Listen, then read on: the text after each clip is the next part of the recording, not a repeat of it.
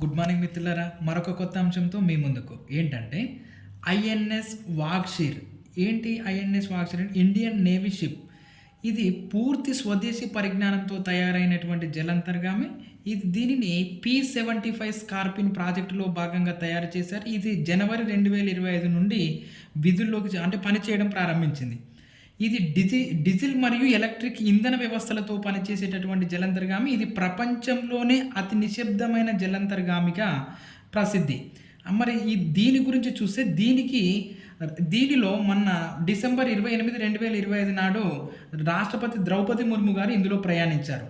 ఈ ఐఎన్ఎస్ వాగ్షీర్‌లో ప్రయాణించినటువంటి ద్రౌపది ముర్ము గారు, రాష్ట్రపతి గారు సాధించినటువంటి ఘనతలేంటి అనంటే, జలంతర్గామిలో ప్రయాణించిన మొట్టమొదటి మహిళా రాష్ట్రపతి, మొత్తంగా అయితే రెండవ రాష్ట్రపతిగా రికార్డు సృష్టించారు.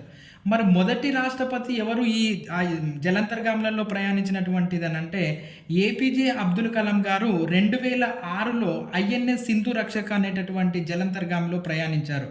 దీంతో రాష్ట్రపతి ద్రౌపది ముర్ము గారు జలంతర్గామిలో ఐఎన్ఎస్ వాగ్షీర్‌లో ప్రయాణించి మొదటి మహిళా రాష్ట్రపతిగా, మొత్తంగా అయితే రెండవ రాష్ట్రపతిగా ఘనతలు సాధించారు. మొదటి రాష్ట్రపతిగా ఏపీజే అబ్దుల్ కలాం గారు ఘనతలు సాధించారు. సో మిత్రులారా, మిమ్మల్ని కోరుకునేది ఒకటే, మన వీడియోను లైక్ చేయండి, షేర్ చేయండి, సబ్స్క్రైబ్ చేయండి.